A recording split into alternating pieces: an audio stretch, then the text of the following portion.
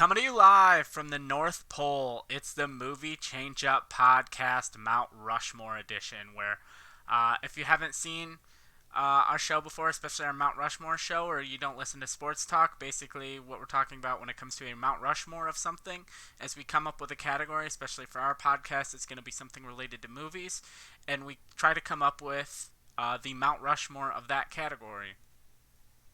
For instance, our first category today is Christmas movies, and I'm going to come up with what I think would be on the Mount Rushmore of Christmas movies if they were to build one.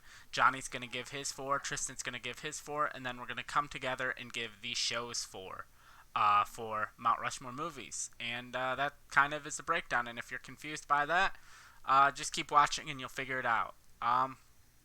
But yeah, we worked on these lists for a long time now. We've put a lot of thought and effort into it, and we've gone back and forth. You know, we've had, hundreds of movies that we could have broken down and cut down, and it's been a real rough road narrowing it down to four. Or we came up with this idea 4 hours ago. You take your pick on which option it is. But I had a lot of fun coming up with this list in the very short time that I've had. And I will go to Johnny. You've made your list, and I'm sure you've checked it, but have you checked it twice? Since we've been working on this since about last Christmas, I've been checking it almost daily. So I've definitely been checking over it, all year long, been really waiting to do it. So we're excited to have an excuse to break it out, even though it's not Christmas time yet. It's December now. So it's basically Christmas month.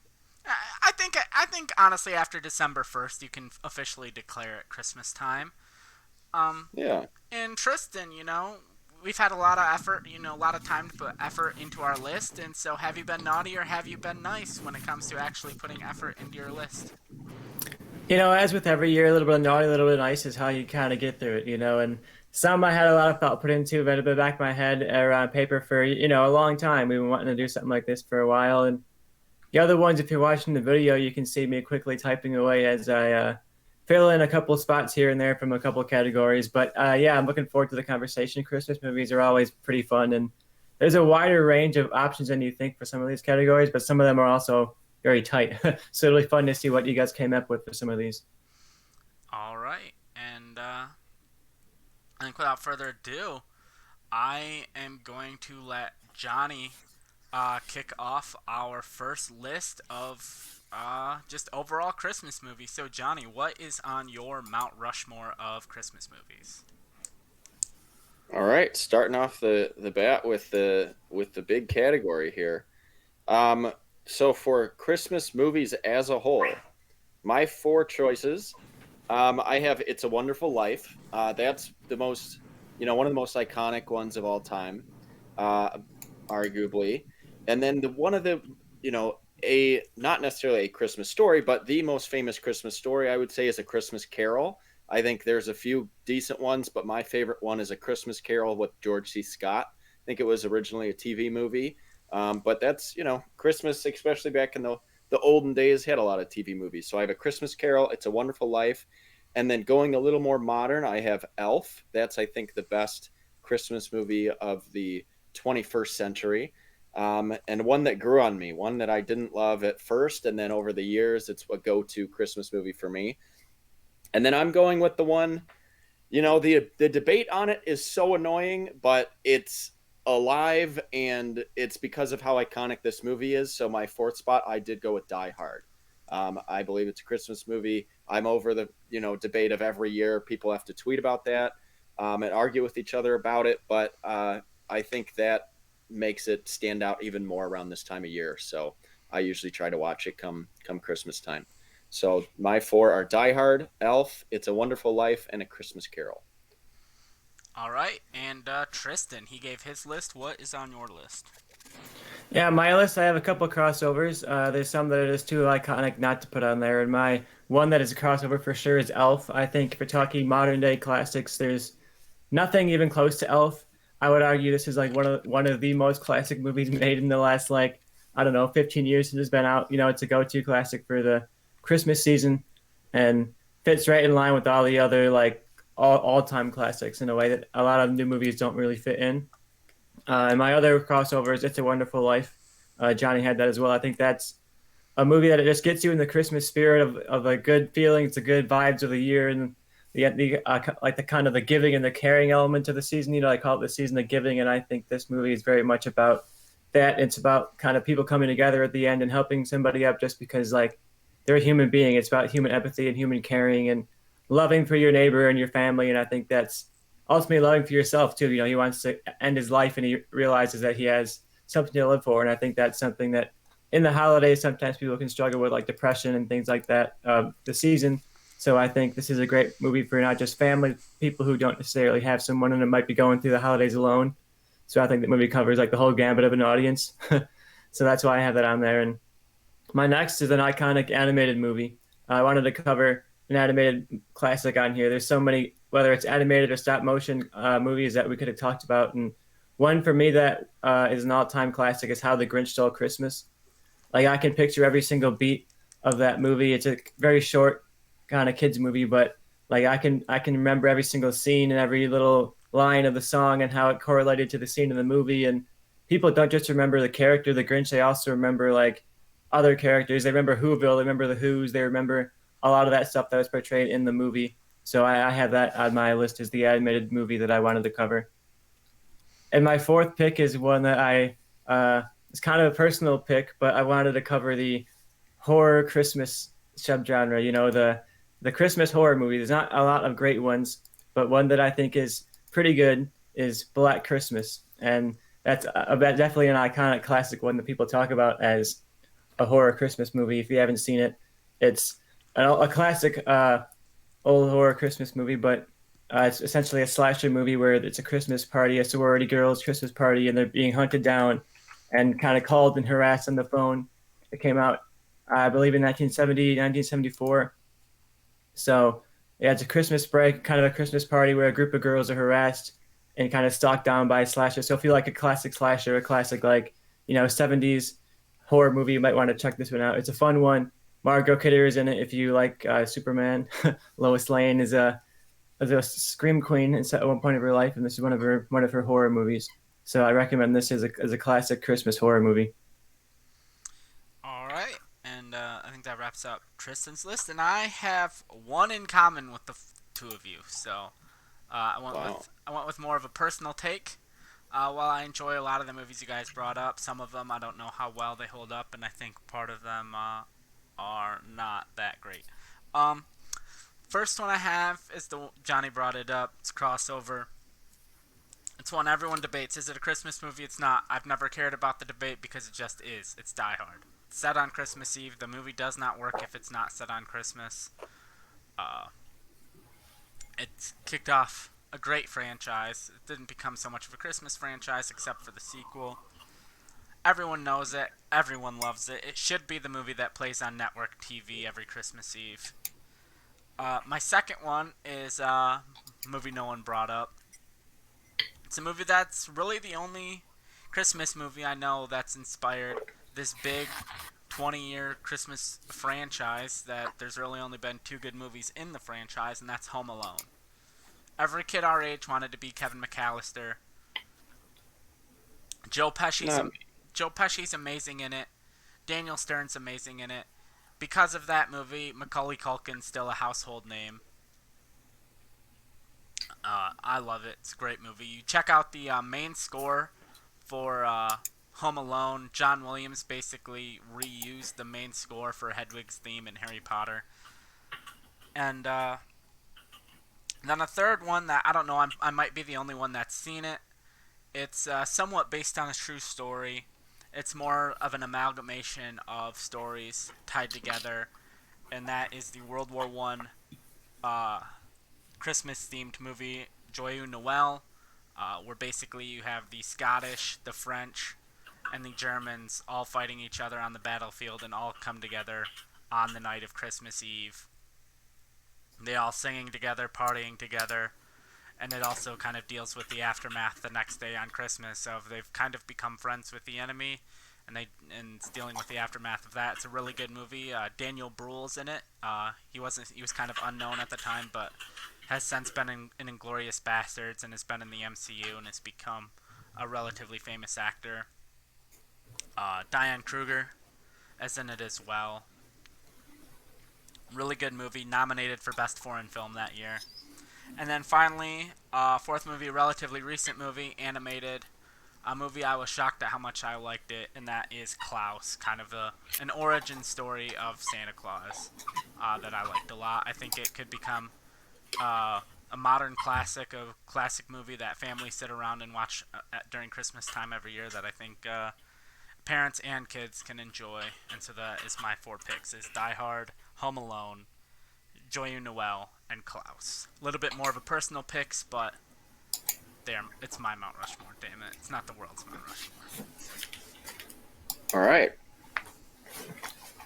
So from that, Joe, I think that gives us locks because well, we have at least two of the three of us have Elf, It's a Wonderful Life, and Die Hard. Yeah, those are our three locks, I think. It's a Wonderful Life, Elf, and Die Hard. And I have one that wasn't on my list, but I think we have to include it.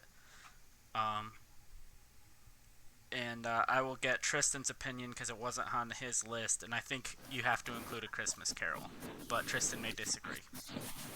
I think it's between, because that's obviously on my list. I think that's a good choice, but Tristan mentioned how The Grinch Stole Christmas, the original animated one, and I think having an animated movie on there is a good idea too. So I think those are the two that I'd say it's between for sure. Yeah, I would argue for my argument to put The Grinch on there because it's totally different than anything else on this list. Yeah, like it's a kids movie, it's an animated movie, it's like a really short one, and I think as much as I love Christmas Carol, in some ways it kind of checks the same box as Wonderful Life. Like it's an old solid classic, kind of black and white. Not that all black and white movies are the same, but it has that kind of like Americana feel to it, you know. So I think I was about to say I would argue that when Tristan brought up the differences, I think It's a Wonderful Life kind of checks that box of that classic story that they remake again and again, but in different ways. Like you could even argue like Back to the Future 2 is kind of like It's a Wonderful Lifestyle story.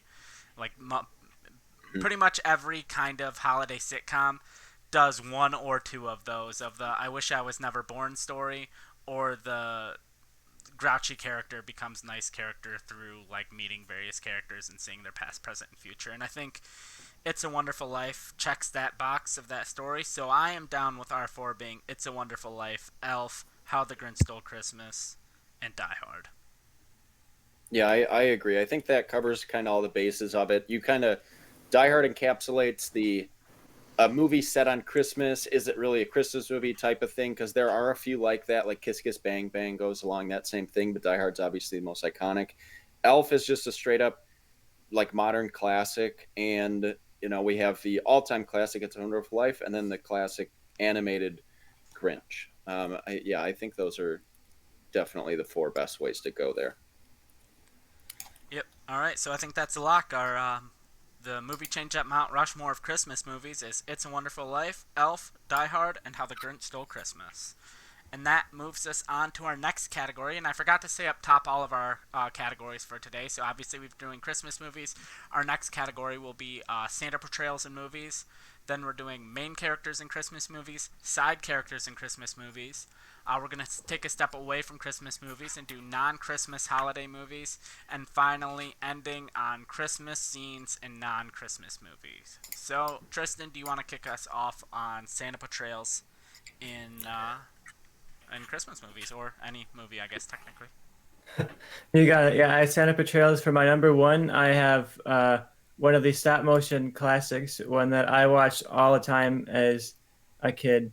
And it's Santa Claus is Coming to Town from 1970. Talk about Claus giving you like the origin story of Santa Claus, and this is truly like the Santa Claus Batman Begins movie, where it's like you follow him from birth, literally, where are the like toys going? A baby, all the way to his old time as Santa Claus, and like he falls in love, and there's like a whole love story and like a rebellion against like an oppressive culture that wants to like cancel Christmas, but not in like a political way, but it's just like, oh, we don't like fun, we don't like anyone having any good times, and then the Santa comes in and is kind of like restores fun to the town, so you get kind of the Christmas vibes there too. And I had a great time watching this, so I think that is something you want from Santa, someone that can come and like fill people with joy and fill people with fun. So you get not only the origin story of Santa, but you get like a character bringing joy to people. So that my pick for that is Santa Claus from Santa Claus is Coming to Town. My second is another classic, but this time it's a live action movie, and it's Miracle on 34th Street. I don't think the movie necessarily is held up that well as an entertaining piece of cinema or something like that, but I think the premise of it is very interesting in the fact that this Santa Claus shows up and this man shows up and essentially says, I'm Santa Claus and I can prove it legally, and you get like this legal battle of, okay, is Santa Claus real or is he not? And it becomes not like a spiritual battle of can people believe, but also like a legal battle of like, can you prove this as in the court of law? And I think that's a really interesting take on Santa. So if I'm covering the Santa portrayals, I wanted to cover a very classic movie with a very different take on Santa Claus that I think is interesting and different than what we've seen from other different versions of the character. Quick clarification question: did you pick the original or the '90s remake? I was thinking the original. Okay. I'm not even sure if I've seen the '90s remake, but It's fine. I've seen the black and white one a lot. Okay. My next movie is talk about a unique portrayal of Santa Claus. This is a very unique portrayal of Santa Claus, and it is Bad Santa. We got Billy Bob Thornton, who plays this kind of washed up alcoholic mall Santa, because Santa is real, but sometimes the mall Santas are not real. And Billy Bob Thornton is definitely not embodying Santa Claus in this movie. He has like essentially all the opposing factors of Santa, but you still get the Christmas story of this. You kind of have it. He has like a redemption arc throughout the movie, and he kind of like sees the meaning of Christmas in his own way. So you have a bit of the Christmas vibes in there. But I think it's a really fun take to see this character who is usually so joyful and so fun taken to like this extremely vulgar take as Billy Bob Thornton as Santa in that movie, and he really plays up the ridiculousness. And whenever I see Billy Bob Thornton in anything else, I'll always think of this movie and this portrayal. So I think it's a really fun movie that I watch almost every year. Next one, you can tell I went with personal choices for a couple of these categories, especially this one, because I went with yet another unique take on the Santa Claus character, and that is wrestler Bill Goldberg as Santa in Santa's Sleigh, the Christmas horror movie where Bill Goldberg plays evil Santa. This time it is not Kris Kringle. It is in fact the spawn of Satan, who is now Santa, and he is slaughtering people on Christmas Eve. So if you want to see punting dogs, a fun B movie, one that I'll always remember because I caught it like a couple of minutes into it randomly on like some middle of the night TV channel out here, and when I was a kid and watched it, and it was like such a fun introduction to like the B movie camp of horror. And I remember feeling like, oh my god, I shouldn't be watching this because it's Santa doing all of these terrible things, and I was like very young to be watching it, but I had a really good time with it. So it has good memories for me, and I also wanted to cover that massive subgenre of horror of just evil Santa because there's just so many of them, and I think this is one that is kind of like a fun iconic version that people have at least seen and heard of because it's so ridiculous. I was going to mention Santa's Sleigh when you mentioned Black Christmas being the ultimate slasher Christmas movie. So I'm glad it was brought up here. If I was going to predict one of you was going to pick Bill Goldberg for an option in one of these categories, it would not have been Tristan. So I thought about it. All right, so with Tristan done, that makes me the next up. And for my first pick in Santa Portrayals, it's a movie we talked about earlier. It made our previous Mount Rushmore, and I am picking Ed Asner and Elf. I kind of like the idea that the Santa in this movie kind of has more of just an everyman feel to him. He's not like, he's not mean, he's not like a bad guy, but he's not like this jolly, magical, altruistic being. He's just like, feels like the nice boss of this company almost, in a way. And I kind of like that different portrayal of Santa rather than just like your typical jolly, stereotypical stereotypical Santa portrayal. And for my next one, movie I grew up with a lot, watched it over and over. It's the reason kids our age misspell Santa Claus, and I'm going with Tim Allen in the Santa Claus. I kind of like the origin story of Santa. I think a lot of the magical stuff works throughout it. It's a really good father-son story. The special effects in it, I feel like, don't get really talked about enough. The transformation of him slowly going from normal, average, everyday Tim Allen slash Scott Calvin to full on Santa Claus at the end, I think really works. And so that's my pick. Uh, my next one is one that I talked about my previous Mount Rushmore, and it's a different type of portrayal of Santa Claus, and that's J.K. Simmons as Klaus. It's an animated voice portrayal, but I think the whole package really works. I think I like the story of this your main character, lead character in the movie not being Santa Claus, but he kind of teaches Santa Claus how to be Santa Claus, or at least brings it out of him and takes him from this stoic, quiet man out in the woods into being like the stereotypical Santa we know just from pop culture and whatnot. And then my final pick, I should have brought it up earlier, but it was on Tristan's list as well, and that is Edmund Gwenn from the original Miracle on 34th Street. I agree with everything Tristan said. It's a really good story. One of the all-time great endings, movie endings, I feel, of them finally proving him as Santa Claus, and spoiler alert, by all of the mail that all of the kids had written to Santa Claus being brought to him. And it's like, well, if the mail people think he's Santa Claus, then the government does, and therefore he is Santa Claus. So, great ending. And that means it is Johnny's turn. Yeah, I think a couple crossovers here, mainly with Joe on that one. I did go with Klaus, J.K. Simmons and Klaus. Joe got me to watch that within the last year or two, and I really enjoyed that, and I thought that was a great portrayal, and the animation is awesome too. I also have Tim Allen in the Santa Claus. That franchise went off the rails kind of quickly after the first one, but Yeah, the first one's a classic. second one's okay. The third one's garbage. Yeah, yeah, that's pretty much how it goes.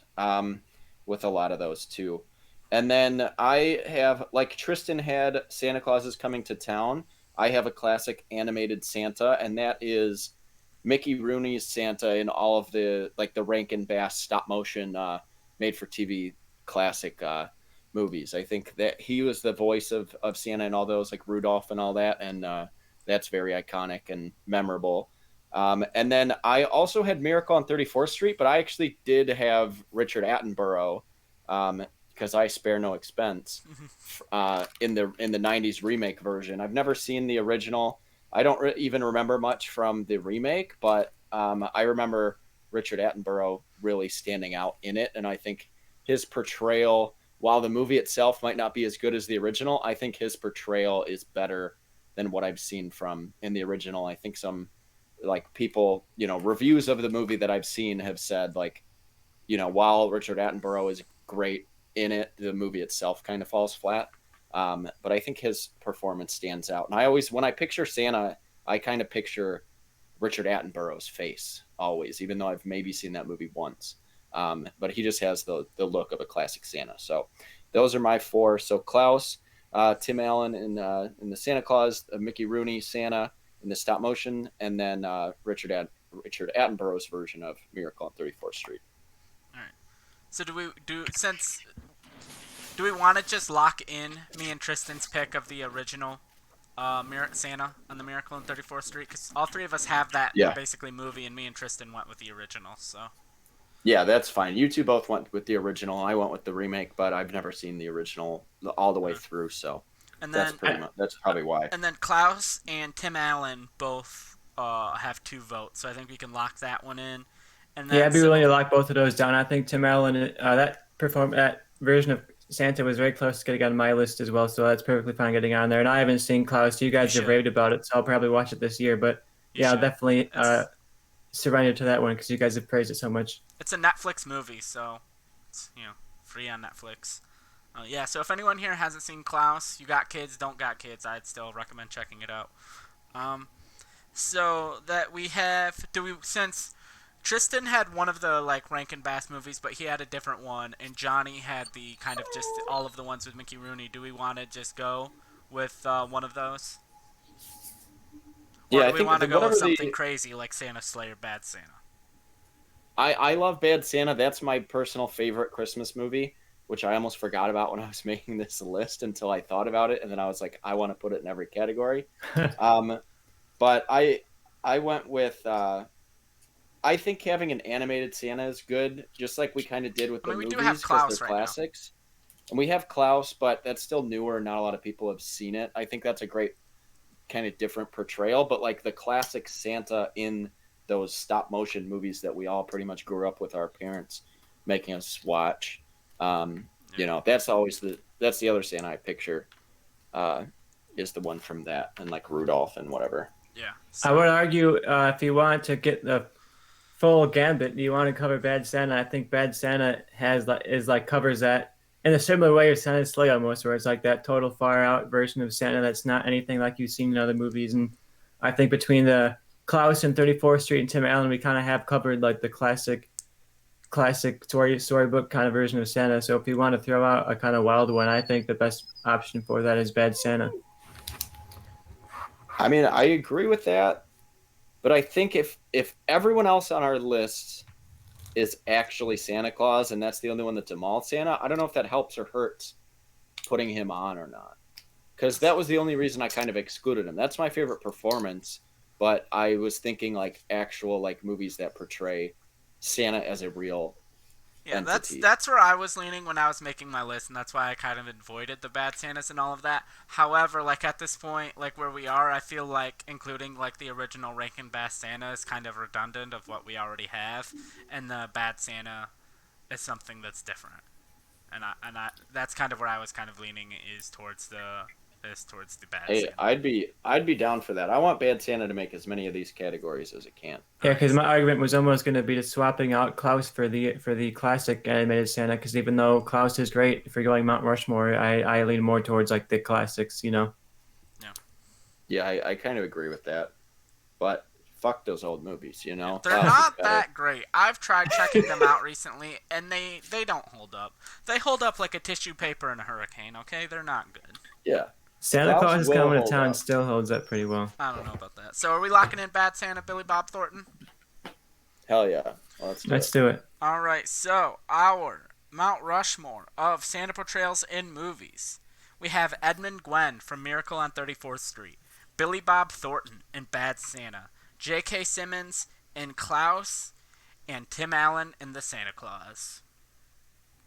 Which moves us on to our next category, which I am covering, and that is main characters in Christmas movies. And we kind of decided, because we have the Santa category, that we are excluding Santa Claus from our next two categories. So if you're like, oh, why didn't you include Santa Claus in this? It's because he had his own category. We didn't need to put him in one of these. And so for me, my first pick is a movie we've been talking about throughout, and that is Buddy the Elf in Elf. This was like the first one that crossed my mind. I thought it was a clear and obvious pick. To me, it's probably Will Ferrell's best comedic performance and probably my favorite performance. He was perfectly cast in this. I don't think the movie works with anyone else in that role. Next up is the greatest movie star of all time, and that is Bill Murray's role of Frank Cross in Scrooged. Perfect Bill Murray role where he goes from like the lovable asshole to kind of just the lovable everyman great guy at the end. It's the somewhat modern story of A Christmas Carol. It was made in the 80s, so some of it doesn't quite hold up anymore, but for the most part it's still a modern retelling. Third, I have George Bailey from It's a Wonderful Life. He's basically the perfect human being goes through this life, and it's kind of almost it's such a basic character that you can imprint any kind of character onto it, and that's why the movie's so remakeable and so adaptable that they can put, you know, whether you could put like Kermit the Frog in there and have it It's a Wonderful Life starring Kermit the Frog. And then finally, my fourth option, a movie I've brought up before, and that's Kevin McAllister as Home Alone. I wanted a kid character. It's a Christmas category. Christmas is about the kid, so I had to have a kid. Every kid our age when that movie came out wanted to be Kevin McAllister. You know, there's been movies with superheroes, and I still feel like, if you asked a kid, like, would you rather be Superman or would you rather be Kevin McAllister? A large group of kids would still choose Kevin McAllister. And those are my four picks: Buddy the Elf, Frank Cross, George Bailey, and Kevin McAllister. And so next it goes to Johnny. I didn't know that many kids just wanted bad parents. All right. Here are my main characters. I have one crossover with Joe. I have George Bailey, Jimmy Stewart from It's a Wonderful Life. That one, like we said, is super iconic. And I kind of have the same feelings on why we didn't go with A Christmas Carol. If we have George Bailey on the list, I don't think we need a Scrooge. So my other three, I have Jack Skellington from The Nightmare Before Christmas. I think that one covers all the gamuts of being a Halloween movie and a Christmas movie, and he is so iconic. I mean, you can't walk into a mall without, you know, seeing Jack Skellington, mainly because Hot Topics are mainly in malls, but he's carried over so much and is like, you know exactly what movie he's from. He basically created a whole chain of stores just by, being in a movie. So that's pretty iconic. And then I have one that I think is a hit or miss movie for people, but I think his performance is incredible, and that's Jim Carrey's Grinch. I think he is awesome in that movie. And I think that while the movie itself has a lot of weird elements, everything when he's on screen, I think is great and done really well. I saw someone tweet the other day, if you stuck an A24 logo in front of that movie, people would go crazy over it. I don't necessarily agree with that because you still have the weird key party and stuff with the Who's, but Jim Carrey's great in it. And then I said fuck off to the no Santa rule, and that's why I didn't include him in our Santa, but I have Willie in Bad Santa. Billy Bob Thornton is my other choice. I get that. I had to have him as one or the other, and that's basically the only reason I didn't have him as a Santa portrayal. So, he's a mall Santa. You see him a lot not as Santa, so I think he can cover both categories. So I have Billy Bob Thornton's Willie in Bad Santa on there. So my four are Jim Carrey's Grinch, Jimmy Stewart's George Bailey, Jack Skellington, voiced by Danny Elfman when he's singing. I don't know who actually does the other voice. And then Billy Bob Thornton's Willie in Bad Santa. All right, Tristan, where are you at? What do you got? Yeah, for me, I've got a couple of crossovers here.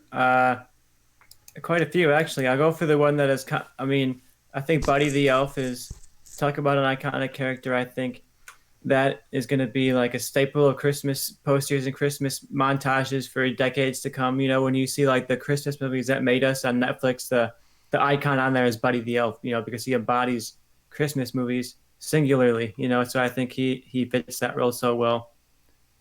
I also have Ebenezer Scrooge.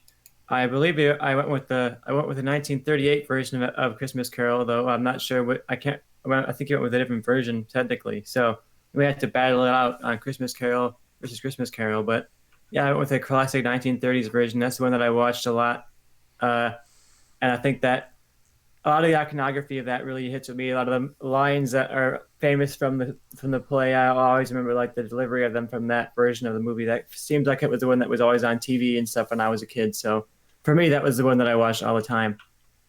And I've mentioned all the time how it feels like a character you can put any kind of arc onto. Like Joe made the argument for It's a Wonderful Life that you can kind of, and I think it's Christmas Carol too. They all both have that where you can kind of like put whatever character you want in this journey, and I think this is a really iconic journey that he goes on. Another repeat character that I had was Jack Skellington. I think, I love the movie itself, but I think the character has kind of transcended the movie, in the way that the movie is popular, but Jack Skellington is even more popular, and you can buy the T-shirts, you can buy the hats, you can buy all kinds of stuff, and even more so than the movie itself.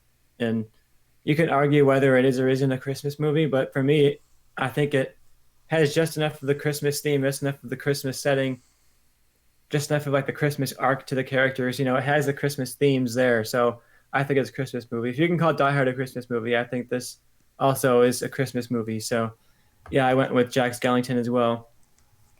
And one that we haven't gotten mentioned yet that I think deserves a spot on this list. I've been trying to represent the animated classics, and for me, one that deserves a spot here is Frosty the Snowman. People will remember that movie really, really well, I think. And I remember the arc of watching Frosty melt to death in the greenhouse and crying as a little kid at the end, being like, oh my God, Frosty's dead. They just killed Frosty the Snowman. And I think as much as the song is very iconic, I think this movie is just as iconic in some ways, and the simplicity of that character and the voice of the character, I think, is really memorable. So for me, I picked Frosty the Snowman, a classic staple of Christmas for decades and decades at this point, and a lot of that comes from this movie. So I went with that. All right. Good Um, choices. so we have three that I think are locks. Buddy the Elf has 2 votes. George Bailey has 2 votes, and Nightmare Before Christmas has 2 votes. Yeah, However, I think those are good. yeah, Tristan and I both have a version of Scrooge. I have the Frank Cross character, and then he has like the original Scrooge. But we also have George Bailey, and I mean they're different, I guess. But we also picked one or the other when it came to. Yeah, I think George Bailey is more iconic than like a particular Scrooge, I would, because you had you Frank know, that Cross. I would There's the argue that 38 Scrooge. version. I think Scrooge as a character is way more iconic. Like people say, don't be a Scrooge because of this character, and that's like a people know Scrooge. Whether That's you're true. picking a version of this character specifically, I think Scrooge as a character is really, really iconic. And people will say, "Oh, don't be a Scrooge," and like people, "Bah humbug!" Like that's a quote people say all the time, and it's from Christmas Carol. I think that kind of character of the guy who hates Christmas, the guy who's all about work, and the guy who doesn't want to like take out time for his family, like that all The kind of Grinch. embodies in this character here, or the Also the Grinch. Grinch. Yeah. I don't know. I think it's between, as far as Joe's list, what's not included, I think it's between Kevin McAllister, Scrooge, and I'm gonna fight for the Grinch. Yeah, I think that We if already I put were the to vote for animated the movie three, on there. I would say that's what If it's. we're going by performance of main character along with it too, like I think that is a very iconic performance. So what are Um, we what are we going with? I agree that we should go with the Grinch. I think that is a really iconic character, and I was debating on it, and I decided not to include him just because I had the Grinch in my movies, and I didn't want yeah, to repeat too much. And I think the Jim Carrey version is also really, really a fun, kind of slightly underrated movie. People kind of lump it in with like the Scooby Doo era of really bad uh, a classic. live action movies, but I think similarly to Scooby Doo, the live action Grinch deserves a revisit, and I'm not gonna lie. Yeah, I agree. I had the Jim Carrey Grinch was playing on Freeform last night, and I had it on while I was doing some stuff. I wasn't fully paying attention to it, but as it was on, I was just like, I don't know why this movie gets a bad rap. It's good. It's not amazing or anything. It's I don't think it's on the level of Elf, but it's still a good movie. That It doesn't has deserve some hate. weird themes for what like a kids movie should have that shouldn't be included in it, Yeah, like the like weird, like Tea he. Party. Yeah. But there like everything that's the Grinch and Cindy Lou Who I think is good, and then everything with like the actual like Who characters I think is like bizarre. I love the Who Ron characters. Howard was on a trip when he made that thing, and just I think we got to give it to Jim Carrey and the Grinch just because he had to have like a CIA agent come in and give him like torture training on basically like because he was almost quit the movie because he couldn't take being in the makeup chair for 6 hours every day, and so Right. I think just out of Yeah, respect for that, we got to give it to Jim I Carrey's went that to version. just came Universal out. Studios on a trip, and they had the whole Whoville like decked out from the Grinch movie, and you could walk around it, and the Who's were like spot on from that movie with the weird noses and faces and everything, and it was like I'll always have nightmares about walking through Whoville and seeing those Who's come to life, and yeah, that's a movie I'll always remember. Yeah, that movie just came out at a time I think when you had to have like the unlikable characters that don't like Christmas, like Deck the Halls and Christmas with the Cranks, and they included that as like the Who's.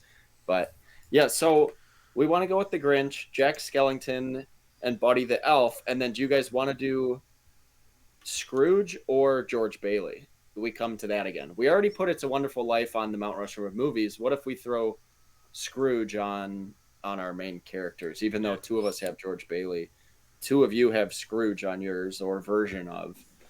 yeah. But honestly, the one I go with, the one I picture It's George is C. Scott is the one I is picked. George C. If we were Scott to for pick like sure. Scrooge himself, I would lean towards picking, even though none of us had it on our list, but we've done that before. Is I would go Yeah, with George C. Scott because I know Tristan grew up watching like the original, but I don't know. I think when people talk about like the movie Scrooge version they grew up with, it was the George C. Scott version. I Yeah, I don't absolutely hear agree. anyone talk about the Patrick Stewart version. Maybe in England, but I Or don't maybe the ever hear about Muppet that one. one. Can we pick Michael That's Caine? Oh, the Muppet one was also good. I forgot that one even existed. All right, so I think we're locking in George C. Scott Scrooge. Yeah. All right, so our Mount Rushmore of Christmas main characters. We have Buddy the Elf from Elf, Jack Skellington from The Nightmare Before Christmas, the Grinch from How the Grinch Stole Christmas, and Scrooge, as portrayed by George C. Scott in A Christmas Carol, which brings us to our next category, which I believe Tristan is, or no, Johnny is kicking off, I believe, and that is side characters in Christmas movies. Yeah, so side characters, we'll just stick right with, I didn't have the specific portrayal. I always think of the George C. Scott version, but I have Tiny Tim. I think he's an iconic character. What does he say? That God bless us, everyone, or whatever at the end. That kind of signifies everything that's gone through in the movie, just like them all being together and him being in a good mood and all that. And Scrooge, you know, shouting out the window to him. He's an iconic character in that. Um, and then I just lumped them together. You could go either or, but I have the Wet Bandits from Home Alone. I had to have Home Alone somewhere on here. I didn't grow up with it like with the same. Um, I don't have the same nostalgia for it as Joe obviously does, but their performance in that, both of them are great. Um, and then I have my favorite.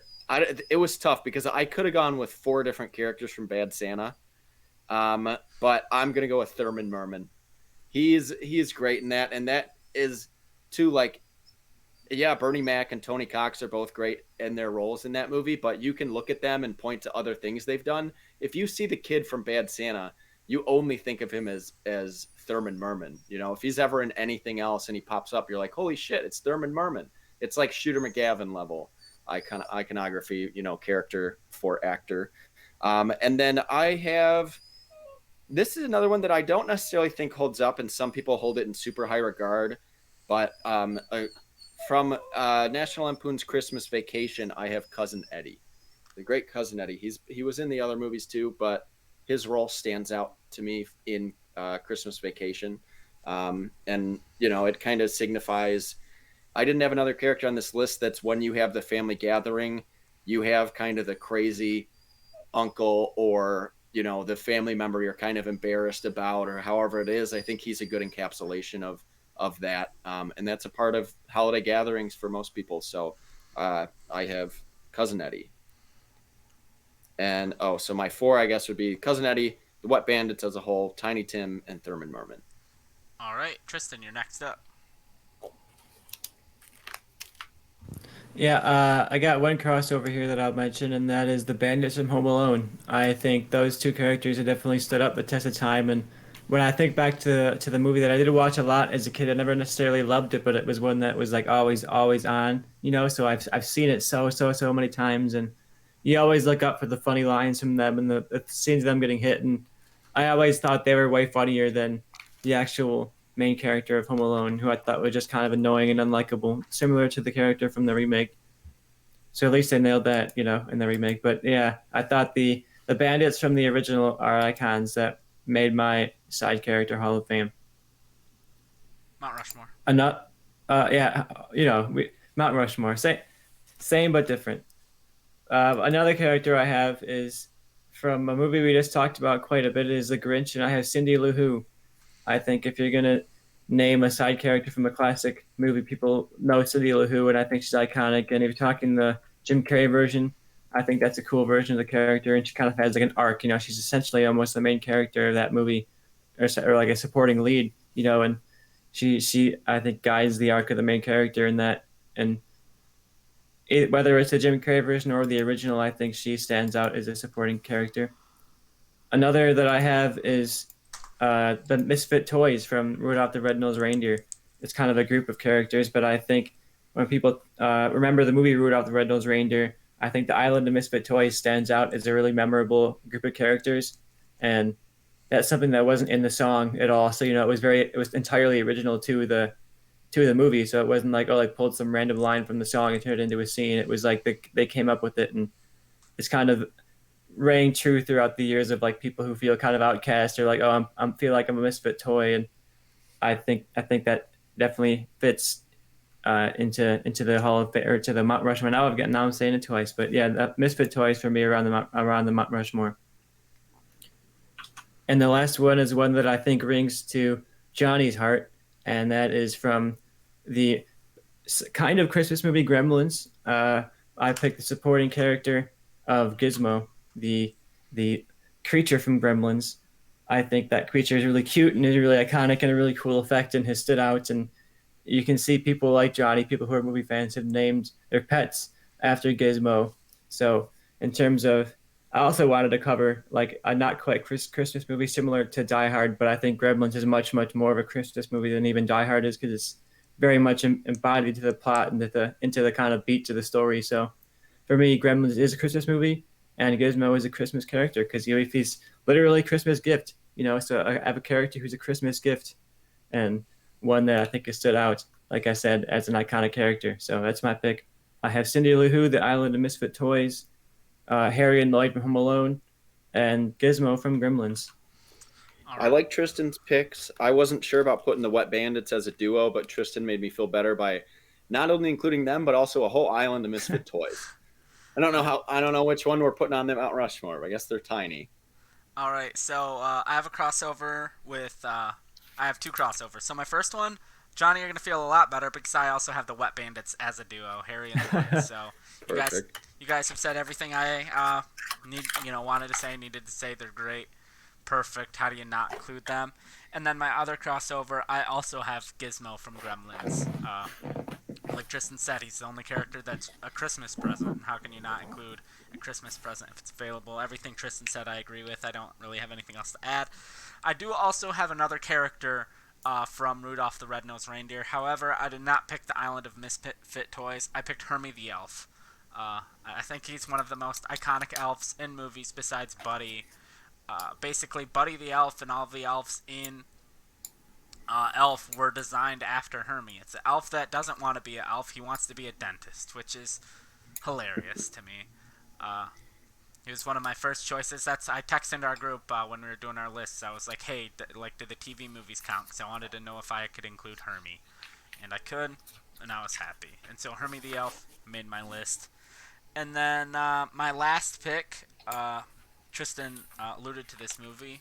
And it's one of the greatest movie villains of all time. And that's Hans Gruber from Die Hard. It's a character I was waiting for it. He's an exceptional thief, man. How do you know? He's stealing from people on Christmas. He's the ultimate Scrooge. He's killing people. Scrooge didn't even kill people. Hans Gruber is out here ordering people's death. He's the ultimate Scrooge. Yeah, Scrooge was a bitch. How do you not include Hans Gruber, played by the late great Alan Rickman? And those are my four picks: Hans Gruber, the Wet Bandits, Hermie the Elf, and Gizmo. I respect it. All right, so Wet Bandits, obviously a lock. All three of us have them. Gizmo, I would say, is a lock. I wasn't sure if he was a side character. I know he's not exactly the main character because you have Billy, but I'd say Gizmo is essentially the main character of the franchise. But he is, if we're saying he's a side character, I think he's got to be on there for sure. And then it gets tough between the last two because we don't have any other crossovers, I don't believe. No. I would say that I did slightly cheat to get the Island of Misfit Toys on there as a singular character, and I would maybe surrender that to the elf dreaming of being a dentist. I think that is also someone that was on the list that I swapped for the Misfit Toys. So I would concede to Joe if we want to get another crossover. And then I think that's for me to not pick one that was on my list. So if we have Wet Bandits, Hermie the Elf, and Gizmo, I like the pick of Tiny Tim. I didn't think of him at all, but maybe we've already had that story on here enough times that we don't want to include Tiny Tim, but I think it's an iconic line, iconic moment, iconic character. Yeah, I was going to say fuck Tiny Tim. I'd rather go with Thurman Merman, or I think the better choice for that actually is Cindy Lou Who. I think she encapsulates Yeah, I don't more hate than that. what Tiny Tim did, and is more of a central character Yeah. to the story. You obviously have so many side characters in A Christmas Carol. Tiny Tim stands out, but if you put just a little kid's face on that, no one looks up and sees him and knows. But you put Cindy Lou Who with that hair, everyone Yeah. knows who And that now she's is. a great, cool rock star. So Yeah. Where are you, Christmas? All right. So I think those are our 4 picks. And Oh so yeah. our And we can't put Hans Gruber on there because he would just fall off. exactly. He's falling. If we were to build this Mount Rushmore, Hans Gruber would perpetually be falling off the front of it. Yeah. Now I It would like it be more. it'd be a danger to anyone below. Yeah. So our Mount Rushmore picks: we have Harry and Lloyd, the Wet Bandits from the Home Alone franchise. We have Cindy Lou Who from How the Grinch Stole Christmas, Gizmo from Gremlins, and Hermie the Elf from Rudolph the Red-Nosed Reindeer. And that brings us to our next list, which I believe Tristan is kicking off, and that is non-Christmas holiday movies. So these are movies centered around a holiday that's not Christmas, and we also kind of included Halloween on this because we just did a lot of Halloween and horror talk, and they also get a lot of coverage where other holidays don't so much when it comes to those movies. Exactly. So Bad if you're news to like, why Niner. isn't Halloween on your list? Well, because that we've talked about that movie a lot the last few months. So Exactly. All right, so my picks for non-Christmas holiday movies. One that I think is a classic that I think not just covers Thanksgiving but covers holidays as a whole was Planes, Trains, and Automobiles.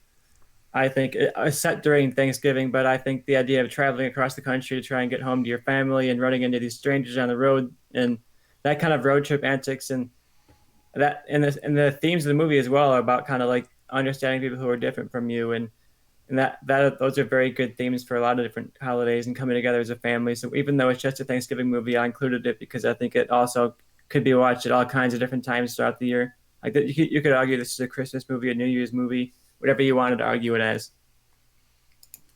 Another one that I have where the plot literally seems to revolve around the holiday is Groundhog Day. It's the idea of the day is central to the plot of the movie, and I think that is such a unique element of the Groundhog Day movie that it fits perfectly on this list, where the holiday is so important to the actual plot of the movie, and it happens over and over and over and over and over again, and you can't talk about the iconography of Groundhog Day enough in the way that we mentioned how sitcoms all try to do like It's a Wonderful Lifestyle episodes, and Groundhog Day. How many sitcoms tried to do Groundhog Day kind of storylines where the day keeps repeating over and over again? I can think of all kinds of from dramas to cheesy sitcoms to all kinds of stuff that attributed this.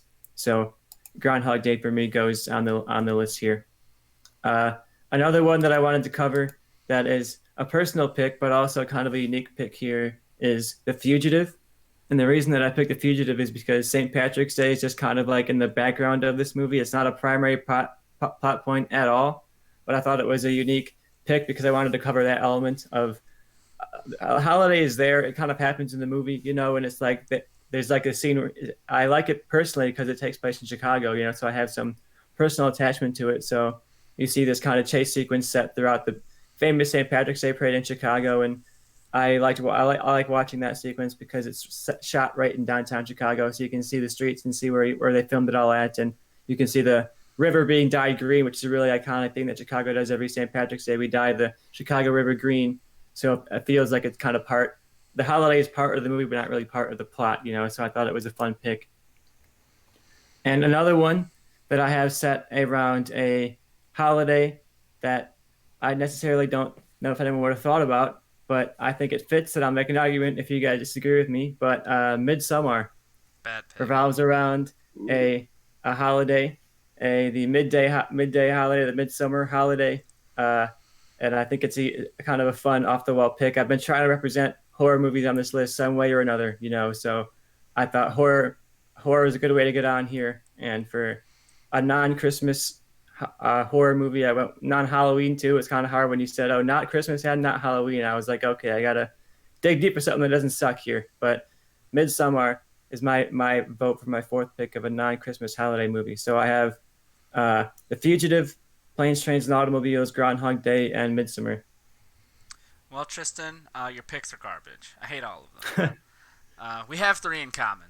So, Ah, our first one we have in common: Planes, Trains, and Automobiles. It's really the only Thanksgiving movie. They need to make more Thanksgiving movies, and I think the one reason this one Grumpy Old Men, true. a The, classic. I think the reason this one doesn't get a lot of credit as like a big Thanksgiving movie is you could kind of replace Thanksgiving with literally any holiday that you wanted to, and the movie still works the same. But it's a great comedy with heart. I think that's why a lot of comedies these days don't really hold up and don't fail. It's just a lot of joke after joke after joke, and it doesn't have the heart that a lot of the movies in this era did. Yeah, those aren't pillows. Yeah, exactly. With like Planes, Trains, and Automobiles. And next one on my list, that's the same way as Groundhog Day. Great comedy. One of my favorite Bill Murray performances. It's a plot they keep trying to do again and again and again, and it rarely works. And this movie did it perfectly. Uh, and then our third movie we have in common is also Midsommar. A wow. crazy, deranged movie. Couldn't really find a whole lot of movies, and this was a very hard category to Google because anytime I tried to Google like non-Christmas holiday movies, it was always like results of like best Christmas movies that aren't really about Christmas. And I'm like, well, that doesn't fucking help me, Google. But yeah, I was just thinking different movies, and I eventually thought of Midsommar, and I'm like, oh, that's perfect. This movie's deranged. It's crazy. It's definitely not about Christmas, and it's about a holiday, and it's good. So I went with that. And then my fourth and final pick, uh, movie, maybe Johnny will have, maybe it won't, but it's a day I watch every July 4th, and that's Independence Day. It's a great Will Smith, Jeff Goldblum action movie, stacked cast. It's the greatest B movie ever made. It's amazing, and I love it. And the best president speech of all time, real or fictional. And yeah, that's my four picks: Planes, Trains, and Automobiles, Groundhog Day, Midsommar, and Independence Day. All right. Well, Joe, I have a couple crossovers here. Obviously, I thought of Groundhog Day well before anyone else said it. So I have Groundhog Day, one of my all-time favorite movies. One of my favorite comedies of all time, and something that on Groundhog Day I look forward to that holiday because when I had cable, I would literally watch Groundhog Day back to back to back to back to back, which is seeing a lot of the same scene over and over again, but it's the best way to watch that movie. I also have Planes, Trains, and Automobiles, which is another movie I love watching right around Thanksgiving or really any holiday. That's just a great one that holds up, and it's a tearjerker that you don't see coming. Um, I really love that movie. And then I went a little different ways with my last two. I went with I know sometimes people don't really recognize this as the best animated Hanukkah movie. And no, I'm not talking about you, Adam Sandler. Fuck Eight Crazy Nights. That movie is bonkers, and I can't stand it. But I went with An American Tail. It's a Hanukkah movie, a Fievel. He gets his hat on the first day of Hanukkah and then immigrates to America. So I went with An American Tail. And then another holiday that I don't think many people know of. I don't see a lot of people celebrating this on the fourth Saturday of September, and that's Von Steuben Day. And on Von Steuben Day, they have a parade in Philadelphia and in Chicago. And on that day, Ferris Bueller took a day off. And he went and sang in that parade. So I have Ferris Bueller's Day Off in celebration of Von Steuben Day, the great German American holiday, celebrated in mainly just Philadelphia and Chicago. But that is my fourth choice, Ferris Bueller's Day Off. So I have Planes, Trains, and Automobiles, Groundhog Day, An American Tail, and Ferris Bueller's Day Off. All right. So with that, I think Planes, Trains, and Automobiles and Groundhog Day are locks because all three of us had it. Two of us had Midsommar, and so that basically means we're down to The Fugitive, Independence Day, and American Tail, and Ferris Bueller's Day Off. Well, yeah, Midsummer I didn't know was based on a holiday. It's one of my all-time favorite horror movies. So happy that is on a holiday. If I'd thought of it, maybe it would have made my list. I'd argue just because, I mean, I had Independence Day, but I took it off because while the movie's called Independence Day, today we celebrate our Independence Day or whatever. That's an iconic speech. Fuck that movie. Let's go with something bizarre. That's it's a holiday. We but have Midsommar. What do you mean? We went bizarre. Day. Yeah, exactly. But like Von Steuben Day, who even knows what that is? I think that's interesting. I love Ferris Bueller. I have a Ferris Bueller's Day Off poster hanging above my TV. I look at it constantly. I don't even know if Von Steuben Day's real or if you just made it up so you'd include Ferris Bueller's Day Off. It's not. You don't celebrate Von Steuben Day on the 4th Saturday of September every year? No. Come on, man. Which, by the way, really throws a wrench into Ferris Bueller taking a day off and that parade actually being there because it takes place on a Saturday. But, that's the parade he's in. I don't know. I don't know how confident I am in including Ferris Bueller's Day Off on this list. When I like the deep cut, I've seen though. that I do movie 100 times, and I didn't, and I'm still not convinced that it's on a holiday. I like the logic of going for a deep cut, and I had to. I think we should probably have our 4th slot be some kind of deep. Not like a mainstream holiday. So what were some of the picks we had that you guys would argue are like off kilter days? I think it would be good to include because everything else is about Christmas. I think it'd be good to include a Hanukkah movie, and I think An American Tail is much more iconic than 8 Crazy Nights, so I went with that. Independence Day is the other kind of obvious one. The Fugitive, again, it's just kind of in the background. St. Patrick's Day, it's like where people argue against Die Hard, but then you argue that Christmas actually plays into the plot. St. Patrick's Day doesn't really play into the plot much except for the parade that he hides at. Again, a parade. Great way to know it's a holiday movie if there's a parade in it. Shout out Jingle All the Way. Great film. But yeah, I think it's between Independence Day if we want to go with something that literally is titled a holiday, or if we want to give like a shout out to An American Tail and go with like a Hanukkah movie people don't really necessarily know might be that. I would argue American Tail is a more interesting choice. Better movie also but I would probably. Say and also we have interesting choices. Like, okay, we have Thanksgiving, mainstream movie. We have Groundhog Day, which I feel like without that movie, no one even talks about Groundhog Day is like Arbor Day, of like a day where you're like, oh, that's a holiday.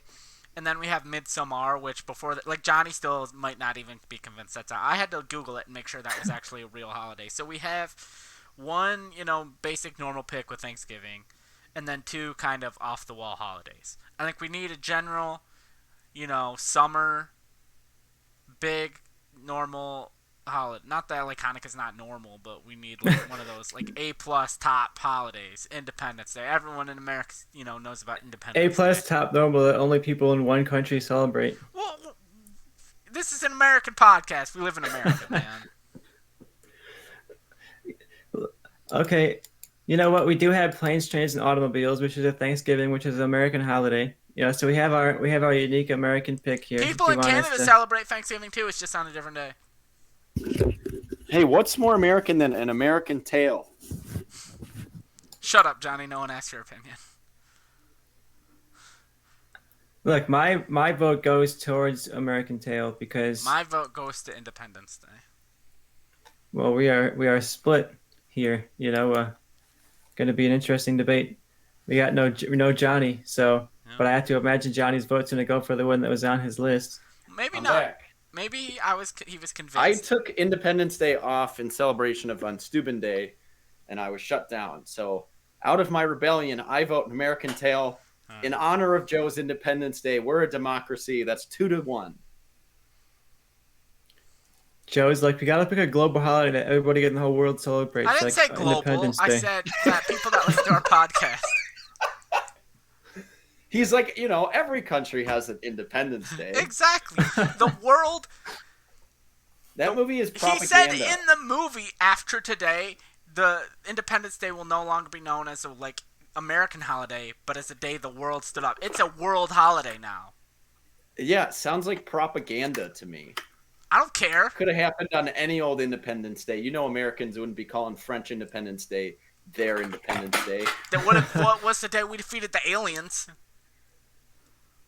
according to Will Smith saying "Welcome to Earth." And now he has a show on Disney Plus called Welcome to Earth. Yeah, his career is really reviving right now. You know, he's got an Oscar coming up, and all thanks to Tristan.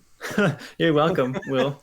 All right. Okay. So I think we can lock it in. Our 4 movies that are non-Christmas holiday movies for our Mount Rushmore. We have Planes, Trains, and Automobiles, Groundhog Day, Midsommar, and Independence Day. I mean, an American. I don't think that's correct. An American. Joe, I don't think you're listening, huh? Which brings us to our final category, and I definitely did this in the reverse order I intended to, where we're slowly getting away from Christmas instead of building towards it. Yeah, we definitely did it in the complete wrong order that we should have, but whatever. And that is Christmas scenes from non-Christmas movies. So these are movies that have Christmas scenes in them, but no one really thinks of these as Christmas movies. It's not even really a debate. And our first movie I have is Harry Potter and the Sorcerer's Stone. There's a big scene there where they're exchanging gifts. Harry opens his thing and he gets, the socks, and you see Harry get his Nimbus 2000. Classic Harry Potter scene. I think if you were to think about Harry Potter and the Sorcerer's Stone, or maybe just Harry Potter scenes in general, I think that's one of the first ones you go to. Great scene, perfectly encapsulates everything you think about with Christmas. A lot of found family vibes, people opening presents. It's great. Second one is the Mean Girls dance. I think if you were to do a montage of Christmas scenes in movies, that'd probably get a quick shot in there, even though itself isn't a Christmas movie. You got Lindsay Lohan singing whatever song it is. I think, Rockin' Around the Christmas Tree or whatever. Either way, they're in Santa suits. It's an iconic Christmas scene from a non-Christmas movie, so I had to include that. My third one is from Catch Me If You Can, and that is a scene where Leonardo DiCaprio breaks out, heads to his mom's house to finally return to his family, and he sees that she has moved on. She has a new husband, a new kid, and it's kind of like the vibe of you can't go home again. In that movie, it takes place over a number of years, and they kind of show Christmas through every year.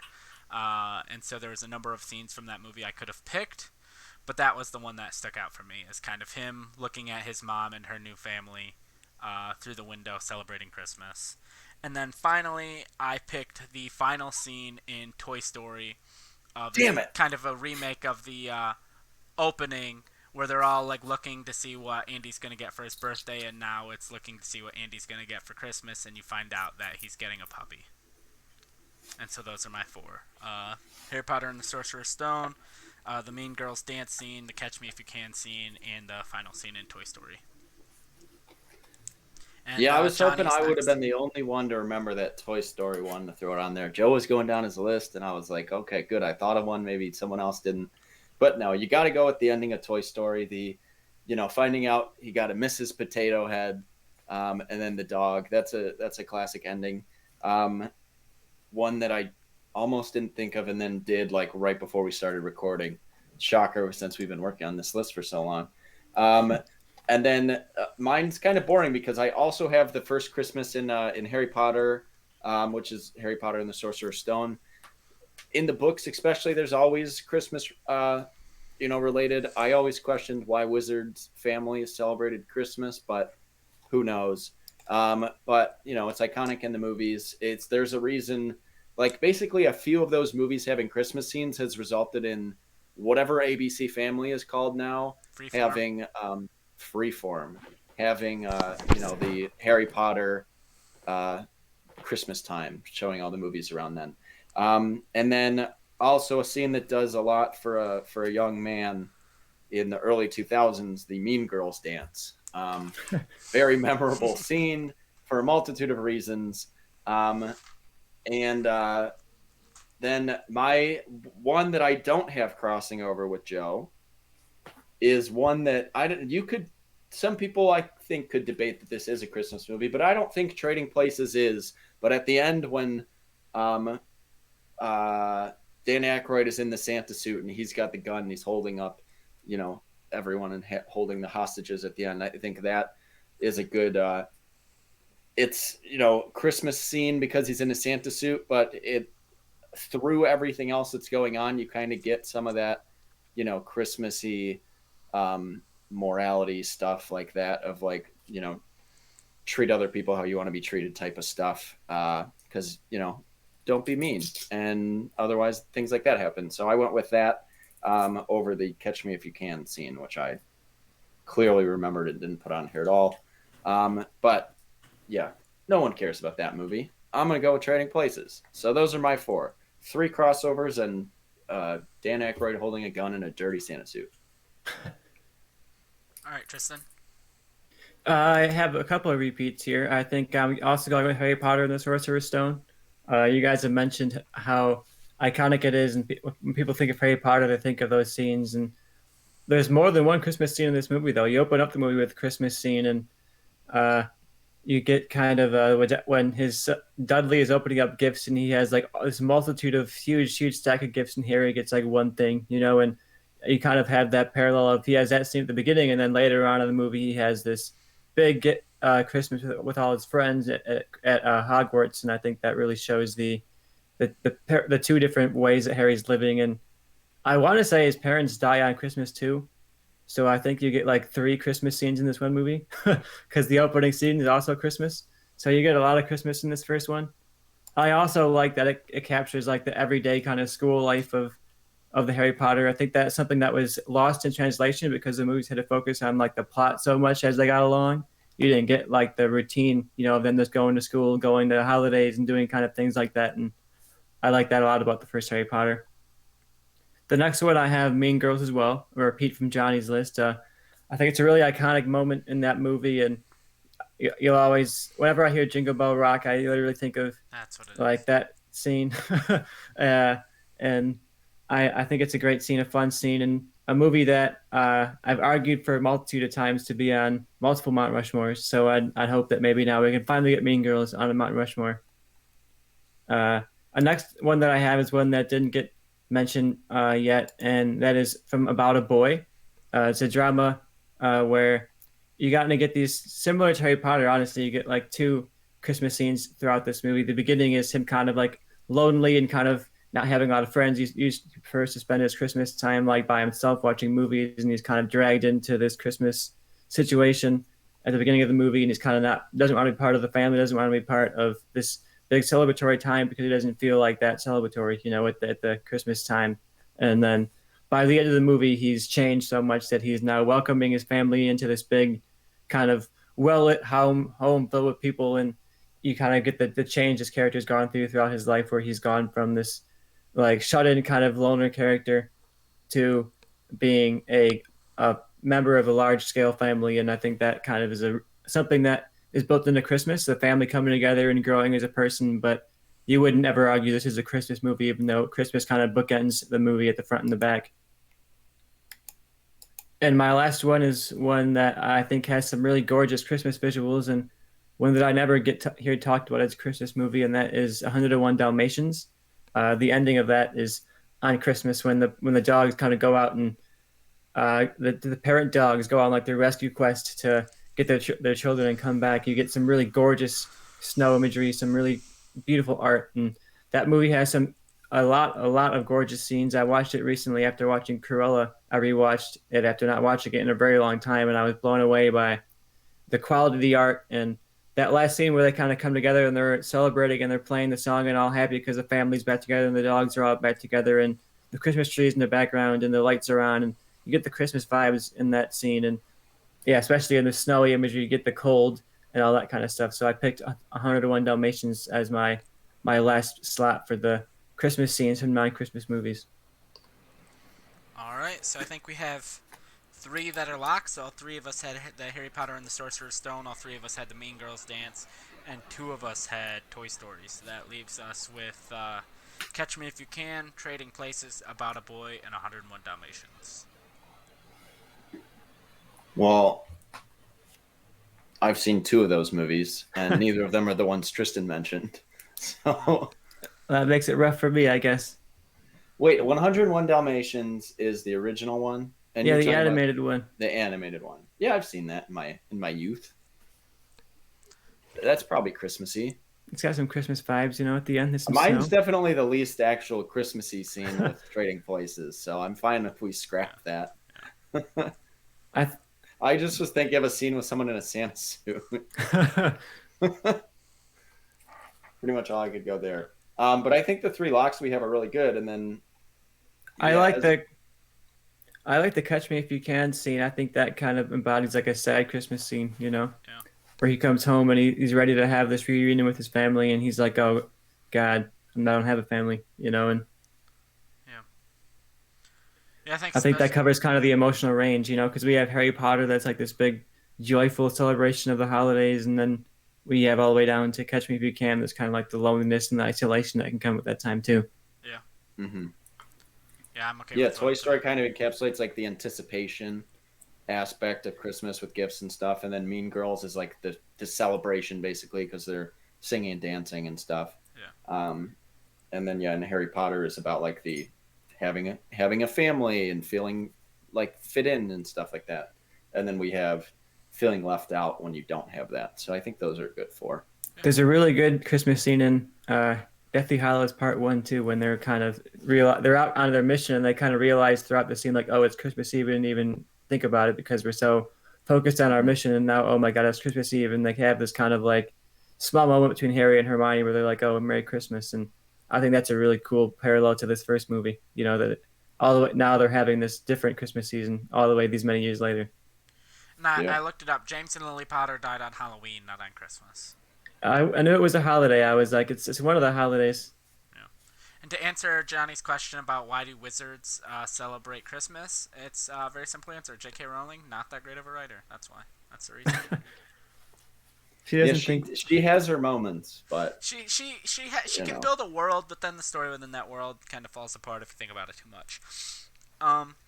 So yeah, that is our Mount Rushmore for Christmas scenes and non-Christmas movies. We have the Christmas scene in Harry Potter and the Sorcerer's Stone, the dance from Mean Girls, the return home in Catch Me If You Can, and the final scene looking to see what Andy got for Christmas in Toy Story. Do you want to run through our Christmas movie, the top tier of the Christmas movies, our list for Mount Rushmore of Christmas movies? Yeah, if I can find that list again. I was hoping you'd have it ready to go. I was like, oh, give us a send off where we can get what would have been our finale, the top 4 Christmas movies for the top 4 all Christmas of us. movies of all time that I didn't mark these ones, so it's going to be a guessing game. Elf, Die Hard, It's a Wonderful Life, and How the Grinch Stole Christmas. Does that sound right? Yep. You got it. Those are our 4. Right Those are our 4 on Mount Rushmore. That was our big send-off. So if you're looking for a Christmas movie to watch this time of year, check one of the movies we talked about. Check out Ferris Bueller's Day Off. Check out Ferris Bueller's Day Off. The Happy Fugitive. Von Steuben Day. The Fugitive. Check out Independence Day, It's a day... Independence Day is basically a Christmas movie, right? It's about this group that comes down and flies And all without around further the ado, world How in do we one end the night. stream? All right. Yeah, Joe has the power. Without further ado, goodbye. Hey, thank you for watching the Movie Change Up podcast. We'd really appreciate if you liked, commented, subscribed, and shared us with anyone you think might be into what we're doing over here. Thank you. Have a nice day.